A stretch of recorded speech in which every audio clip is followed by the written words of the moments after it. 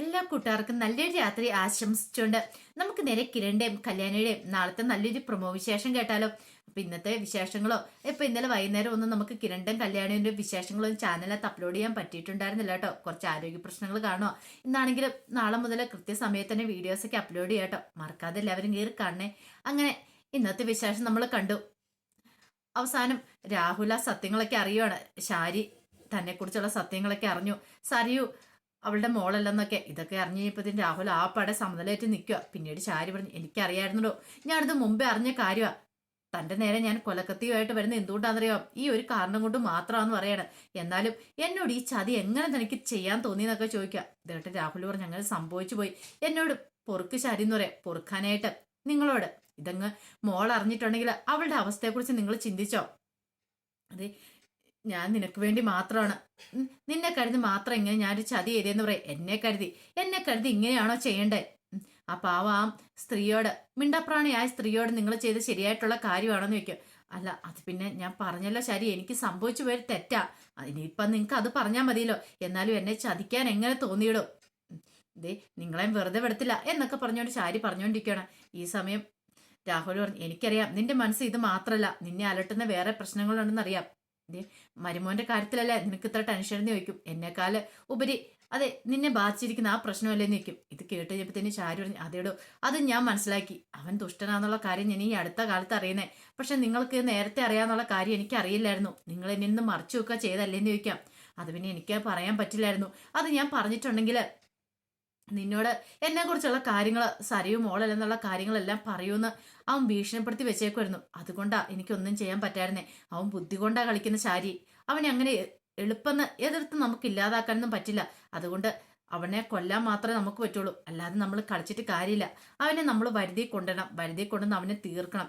അവൻ ഒരു പെൺകുട്ടിയുടെ മാത്രമല്ല, അനേകം പെൺകുട്ടികളുടെ ജീവിതം നശിപ്പിച്ച് കളഞ്ഞെന്ന് പറയാം.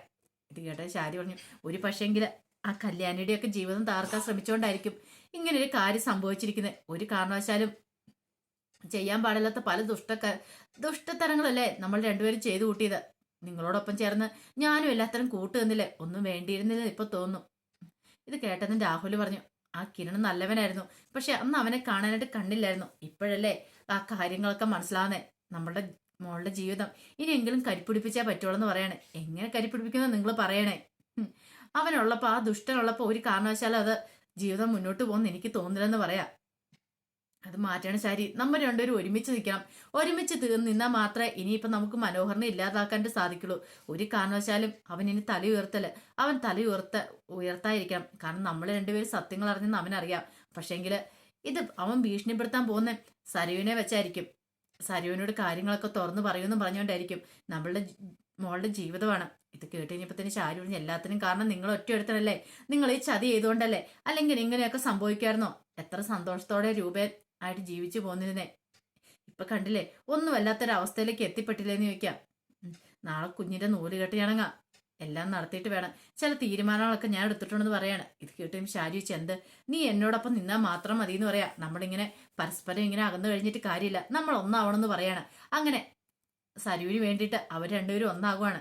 പിന്നീട് ഷാരി പറഞ്ഞു, ഒരു കാരണവശാലും ഞാൻ സരുവിനെ താരയ്ക്ക് വിട്ടുകൊടുക്കാൻ പോകുന്നില്ല. അവൾ എന്റെ മോളാണ്, അവളെ ഞാൻ പൊന്നുപോലെ ഞാൻ നോക്കും, ആർക്കും വിട്ടുകൊടുക്കില്ലെന്നൊക്കെ പറഞ്ഞിട്ട് ഷാരി അങ്ങോട്ട് കയറി പോവാണ്. ഷാരി അങ്ങോട്ട് കയറി ചെല്ലുമ്പോഴത്തേനും മനോഹർ അവിടെ നിൽക്കുന്നുണ്ടായിരുന്നു. മനോഹറിനെ കണ്ടതും ഷാരിക്കാണ് അടിമുടി അങ്ങോട്ട് പെരുത്ത് കയറി. എന്ത് ചെയ്യണം നടത്തില്ല. ഷാരി പറഞ്ഞു, നീ ഇവിടെ നിൽക്കുന്നുണ്ടായിരുന്നില്ലേ എന്ന് ചോദിക്കാം. നിൽക്കാതിരിക്കാൻ പറ്റില്ല എൻ്റെ അമ്മായിമ്മയെന്ന് പറയണം. നിന്റെ അമ്മായിമ്മ ഞാനൊന്ന് കൂടുതലൊന്നും പറയുന്നില്ല. എടാ, നീ ഒരു ദുഷ്ടം കാരണോടാ ഇപ്പൊ ഇങ്ങനെയൊക്കെ സംഭവിച്ചിരിക്കുന്നേ. ഒരിക്കലും നീ ചെയ്യാൻ പാടില്ലാത്ത പല കാര്യങ്ങളും ചെയ്തിരിക്കുന്നേ.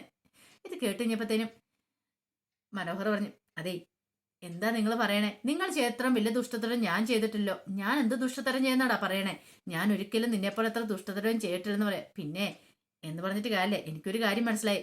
നീയും നിങ്ങളും അങ്ങേരും തമ്മിൽ ഇപ്പൊ ഒന്നിച്ചു കാണുമായിരിക്കും, ആ രാഹുൽ എന്ന് പറയുന്നവനും തമ്മിൽ.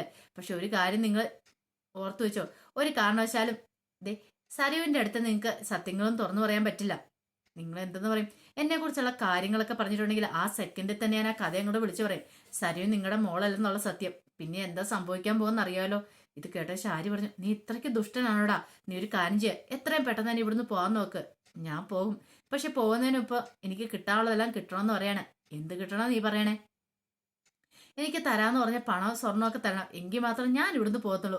അല്ലാതെ വെറും കൈയോടെ ഞാൻ പോകാൻ പോകുന്നില്ല. അങ്ങനെ പോവുകയാണെങ്കിൽ ദേ നിങ്ങളുടെ മോളുടെ ജീവിതം കൂടെ തകർത്തിട്ട് ഞാൻ പോകത്തുള്ളൂ എന്ന് പറയാം. എടാ ദുഷ്ട, നീ ഇത്രയ്ക്ക് ദുഷ്ടത്തനം ചെയ്യാൻ പാടില്ലായിരുന്നു കേട്ടോ. കണ്ടോടാ, നീ ഓരോ പെൺകുട്ടികളോടും ചെയ്തതിനൊക്കെ നീ അനുഭവിച്ചിട്ടേ ചാകുള്ളൂ. എടാ നിന്നെ അണലിപ്പാമ്പ് കൊത്തൂടാ, കുത്തിയാൽ നീ ചാകത്തില്ല. നീ ഇങ്ങനെ കിടക്കൂടാ, എല്ലാ വർഷം പൊട്ടിയൊലിച്ച് നീ അനുഭവിക്കൂടാ, എന്നിട്ടോ നീ മരിക്കോളെന്ന് പറയാം. ഓ, അത് പുതിയ കണ്ടുപിടുത്തമാണല്ലോ. അതെ, എന്നെ കൊത്തുന്നതിന് മുമ്പ് നിങ്ങളെ ആദ്യം കൊത്തും. കാരണം നിങ്ങളാണല്ലോ അതിനേക്കാളും വലിയ ദുഷ്ടത്തരങ്ങളൊക്കെ ചെയ്തേ. ഒരു തെറ്റും ചെയ്യാത്ത ആ കല്യാണിയെ കല്ലിമോനെയൊക്കെ ഇല്ലാതാക്കാണ്ട് നിങ്ങളാണല്ലോ പ്ലാൻ ചെയ്തേ. അപ്പം നിങ്ങൾക്കിട്ടായിരിക്കും ആദ്യം അത് കിട്ടണേന്ന് പറയാണ്. ഇത് കേട്ട് ശാരിക്ക് നല്ല ദേഷ്യം വന്നു. അതേടാ, നിന്നെ ഒന്നും പറഞ്ഞിട്ട് കാര്യമില്ല, എന്നെ പറഞ്ഞാൽ മതി, എന്നെ എൻ്റെ മോളെ ഒക്കെ പറഞ്ഞാൽ മതി എന്നും പറഞ്ഞ് ദേഷ്യപ്പെട്ട് അങ്ങോട്ടേക്ക് കയറി പോവാണ്. പിന്നീട് പിറ്റേ ദിവസം ഇതിന്റെ കാര്യങ്ങളൊക്കെ നടത്തേണ്ടതാണ്. കാരണം 28 അപ്പൊ 28ന്റെ കാര്യങ്ങളെല്ലാം നടത്തേണ്ട ശാരിയാന്ന് അവൻ നേരത്തെ പറഞ്ഞു വെച്ചിരിക്കുക. കാരണം ശാരി രാഹുലും ചേർന്ന് നടത്തണമെന്ന്. അവന്റെ വല്ല പൈസ എന്തായാലും ഉണ്ടായിട്ട് വേണ്ടേ നടത്താനായിട്ട്. എന്നിട്ടോ ക്രെഡിറ്റ് എല്ലാം അവനെ ഏറ്റുവാങ്ങാനായിട്ട് ഇരിക്കുക. സരീന്റെ മുന്നിൽ നല്ല അഭിനയം തന്നെ കാഴ്ചവെക്കുന്നത്. അങ്ങനെ പിറ്റേ ദിവസമായി കഴിഞ്ഞപ്പോഴത്തേനും രാവിലെ തന്നെ കാര്യങ്ങളൊക്കെ ചെയ്യുവാണ്. 27 ദിവസമായിട്ടുള്ളൂ. അങ്ങനെ രൂപ വരുന്നുണ്ട് അങ്ങോട്ടേക്ക്. രൂപയ്ക്ക് അപ്പുറത്തെ മോടെ ഇവിടെയും വരണം. പക്ഷെ ഇവിടെ വന്നിട്ടില്ലെങ്കിൽ പിന്നെ അത് മതി മുഖം വീർപ്പിച്ചിരിക്കാനായിട്ട് സരിയു. അതുകൊണ്ട് ആദ്യം ഇങ്ങോട്ടേക്കാണ് വന്നത്. ഇവിടെ വന്നതിന് ശേഷം അപ്പറേ പോകാമെന്ന് വിചാരിച്ചു. താൻ ചെന്ന് കഴിഞ്ഞിട്ട് എന്താളും കേക്ക് കട്ട് ചെയ്തൊക്കെ നടക്കോളം നന്നായിട്ട് അറിയാവുന്ന കാര്യമാണ്. നൂലുകെട്ടിന് വന്നു കഴിഞ്ഞപ്പോഴത്തേനും അതിനുള്ള കാര്യങ്ങളൊക്കെ അവിടെ തയ്യാറായിട്ടുണ്ടായിരുന്നു. ഈ സമയം രൂപയെന്ന് സരുവിനോട് ചോദിച്ചു, അല്ല മോളെ, നാളെയല്ലേ 28 ദിവസം വന്നേ, ഇന്നേ അത് കെട്ടേണ്ട കാര്യം ഉണ്ടോയെന്ന് ചോദിക്കാം. അത് പിന്നെ ആൻറ്റി, നാളെ നടക്കത്തില്ല, ഇന്ന് തന്നെ നടക്കണം. ഇന്നാണ് അപ്പുറത്തെ ആ ചെറുക്കൻ്റെ 1-ാം പിറന്നാള്. ആ സമയത്ത് തന്നെ ഇവിടെ നൂലുകെട്ട് ചടങ്ങ് നടക്കണമെന്ന് പറയാം. എൻ്റെ മോളെ, ഇതൊക്കെ വാശിക്ക് നടക്കുന്ന കാര്യമാണോ സരിവെന്ന് ചോദിക്കുകയാണ്. ഓരോന്നിൻ്റെ ഓരോ ചടങ്ങുകളും കാര്യങ്ങളും ഒക്കെ ഉണ്ട്. എന്തൊക്കെയാണെങ്കിലും കുഴപ്പമില്ല ആൻറ്റി. ദേ ഞാൻ ഉദ്ദേശിച്ച പോലെ തന്നെ കാര്യങ്ങൾ നടക്കണം. അവിടെ ആഘോഷം നടക്കുന്ന സമയത്ത് ഇവിടെ ആഘോഷം നടക്കണം എന്ന് പറയാണ്. പിന്നീട് നൂലുകെട്ട് ചടങ്ങിനായിട്ട് ഇരിക്കുകയാണ്. ഈ സമയം രൂപ എന്ത് ചെയ്യണം, താൻ കൊണ്ടുവന്ന് സ്വർണ്ണമൊക്കെ കൊടുക്കുന്നുണ്ട്. സ്വർണ്ണമെല്ലാം കുഞ്ഞിനെ കൊടുക്കുകയാണ്. വല്ലാത്ത സന്തോഷമൊക്കെ തോന്നി.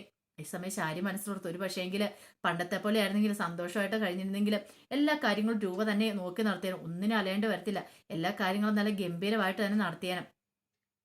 ഈ സമയത്ത് നൂലുകെട്ട് കഴിഞ്ഞപ്പോഴത്തേനും സരി പറഞ്ഞു, നമുക്ക് കേക്ക് കട്ട് ചെയ്താലും നിൽക്കാം. കേക്ക് കട്ട് ചെയ്യാനോ? അതിന് മോളെ ഇപ്പൊ കേക്ക് കട്ട് ചെയ്യുന്നത്?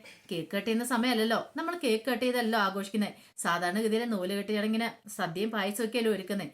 കേക്ക് കട്ട് ചെയ്യുന്ന കൊച്ചിന്റെ ബർത്ത്ഡേക്ക് മറ്റോ അല്ലേന്ന് ചോദിക്കും. അല്ല, അത് പിന്നെ ആന്റി അപ്പുറത്തും അവന്റെ കേക്ക് കട്ട് ചെയ്യുന്നുണ്ടല്ലോ, അപ്പൊ നമുക്ക് ഇവിടെ കൊച്ചിന്റെ കേക്ക് കട്ട് ചെയ്ത് ആഘോഷിക്കാം. ഇതൊക്കെ ഇപ്പൊ ഒരു പുതുമയുള്ള കാര്യങ്ങളൊന്നും അല്ല, എല്ലാരും നടത്തുന്ന കാര്യങ്ങളാ. എനിക്ക് ഇതിനോട് എന്താണെന്നും താല്പര്യമില്ല. കാരണം ഇതൊക്കെ ഒരു ആചാരങ്ങളാണ്. ഇതിന്റെ കൂടെ വേറെ ആചാരങ്ങളൊന്നും കൊണ്ടുവരേണ്ട കാര്യമില്ല. കേക്ക് കട്ട് ചെയ്തല്ല നമ്മൾ ആഘോഷിക്കണമെന്ന് പറയാണ്. സരുവിന് അത് അത്ര കണ്ട് ഇഷ്ടപ്പെട്ടില്ല. പിന്നെ കുറച്ച് സമയം കൂടെ എന്നിട്ട് പറഞ്ഞു, അതെ അപ്പുറത്ത് തന്നെ കൊച്ചിന്റെ ബർത്ത്ഡേക്ക് വിളിച്ചിട്ടുണ്ട്, എനിക്ക് പോകാതിരിക്കാൻ പറ്റില്ല എന്ന് പറയണം. ഓ ആന്റി, കുറച്ച് സമയം കൂടി ഇവിടെ നിന്നിട്ട് പോ ആന്റി എന്ന് പറയണം. അത് ശരിയാകത്തില്ല, ചെല്ലാതിരുന്നിട്ടാണെങ്കിൽ അവർക്ക് പിന്നെ അത് മതി പ്രശ്നങ്ങളൊക്കെ ഉണ്ടാവാനായിട്ട്. അതുകൊണ്ട് എനിക്ക് പോകാതിരിക്കാൻ പറ്റില്ലെന്ന് പറയാണ്. അങ്ങനെ അതിനൊക്കെ ശേഷം രൂപ നേരെ അപ്പുറത്തേക്ക് കിരണിന്റെ കല്യാണിന്റെ കുഞ്ഞിന്റെ ബർത്ത്ഡേ ഫംഗ്ഷന് പോവാ. ഇത് സരുവിന് ഒട്ടും അങ്ങോട്ട് ഇഷ്ടപ്പെട്ടില്ല. അങ്ങനെ രൂപയ്ക്ക് വേണ്ടി അവർ കാത്തിരിക്കുമായിരുന്നു. രൂപത്തിൽ ചെന്നതിന് ശേഷമാണ് ആഘോഷങ്ങളൊക്കെ തുടങ്ങണേ. ഈ സമയം വല്ലാത്ത ടെൻഷനിലായിരുന്നു സരുവൊക്കെ. കാരണം സരുവിന് സഹിക്കാൻ പറ്റില്ല. അവിടെ ബർത്ത്ഡേ ഫംഗ്ഷൻ കേക്ക് കട്ട് ചെയ്ത് എല്ലാവരും ഭയങ്കര ഗംഭീരമായിട്ട് ആഘോഷിക്കുന്ന ആൾക്കാരെയൊക്കെ വിളിച്ച്, ഇവിടെ പക്ഷേങ്കിലും വിരലിൽ എണ്ണാൻ പറ്റുന്ന ആൾക്കാർ, വീട്ടുകാർ മാത്രം. അതിൽ കൂടുതൽ ആൾക്കാരെ ഒന്നും ക്ഷണിച്ചിട്ടുണ്ടായിരുന്നില്ല. സരുവിന് വലിയ ഗംഭീരമായിട്ട് നടത്തണം എന്നൊക്കെ ഉണ്ടായിരുന്നു. പക്ഷെ രൂപയല്ല ശാരിയായിരുന്നു സംഭവിച്ചില്ല. കാരണം എത്ര ഗംഭീരമായിട്ട് നടത്തിയാലും സദ്യക്കും എല്ലാത്തിനുള്ള പണം അവർ തന്നെ ഉണ്ടാക്കണം. ഈ പറയുന്ന മനോഹറിന്റെ കയ്യിൽ ഒന്നും ഇല്ലാതാനും, മനോഹറിനും ചെയ്യത്തില്ല എന്ന് പറയാം. അങ്ങനെ അവിടെ ചെന്ന് കല്ലുമാന്റെ ബർത്ത്ഡേ ഫംഗ്ഷൻ നല്ല ഗംഭീരമായിട്ട് രൂപ ആഘോഷിക്കുന്നുണ്ട്. സ്വർണങ്ങളും ഡ്രസ്സുകളും കാര്യങ്ങളും എല്ലാം നല്ല രീതിയിൽ തന്നെ കൊടുത്തു. എല്ലാവരും ഭയങ്കര സന്തോഷത്തിലാണ്. പക്ഷെ ഇതൊക്കെ കണ്ടു കഴിഞ്ഞപ്പോഴത്തേനും ആകെപ്പാടെ സരിവ് തകർന്ന് തരിപ്പടമായിപ്പോയി. പിന്നീട് രാഹുലിന്റെ അടുത്തേക്ക് ശാരി എല്ലുവാണ്. ശാരി എന്നിട്ട് പറഞ്ഞു, എത്രയും പെട്ടെന്ന് ഒരു ദിവസം മുമ്പെങ്കിലും അവനെ ഇല്ലാതാക്കണം മനോഹറിനെ. അതിന് വേണ്ടുന്ന എന്താണെന്ന് ചെയ്തു. ലോക്കറിലിരിക്കുന്ന സ്വർണ്ണമൊക്കെ എടുത്ത് വിറ്റിട്ടാണ് ശരി, അവന്റെ കാര്യത്തിലൊരു തീരുമാനം ഉണ്ടാകണമെന്ന് പറയാണ്. അങ്ങനെ മനോഹറിനെ ഇല്ലാതാക്കാൻ വേണ്ടി രാഹുലും ശാരിയും കൂടെ ഒന്നിക്കുകയാണ്. അതിന്റെ വിശേഷങ്ങളൊക്കെ കാണാൻ പോകുന്ന ആള് നമ്മൾ. ആ വിശേഷങ്ങളൊക്കെ നമുക്ക് എല്ലാവർക്കും കാത്തിരിക്കാം കേട്ടോ. ഒരിക്കൽ കൂടി എല്ലാവർക്കും നല്ലൊരു രാത്രി ആശംസിച്ചു നിർത്തുന്നു. നന്ദി.